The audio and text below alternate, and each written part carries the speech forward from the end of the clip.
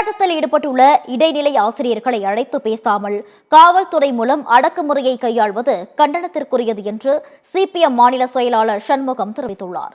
தருமபுரி மாவட்டம் அரூரில் Marxist communist கட்சி சார்பில் மக்கள் கோரிக்கை மாநாடு நடைபெற்றது.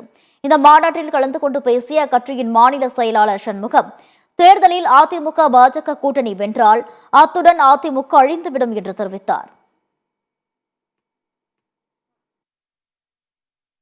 அப்படி தப்பி தவறி ஒருவேளை பிஜேபி அதிமுக தப்பி தவறி வருகிறது என்று சொன்னால், திரு எடப்பாடி அவர்களே, நீங்க முதலமைச்சராக இருக்க முடியாது. அதிமுக என்கிற கட்சியே தமிழகத்தில் இருக்காது.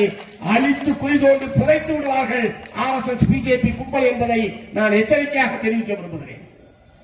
எம்ஜிஆர் அவர்களும் ஜெயலலிதா அவர்களும் கட்டி வளர்த்த அதிமுக என்கிற கட்சி எடப்பாடி அவர்கள் காலத்தில் அழிந்து விட்டது என்கிற நிலைமைதான் ஏற்படும்.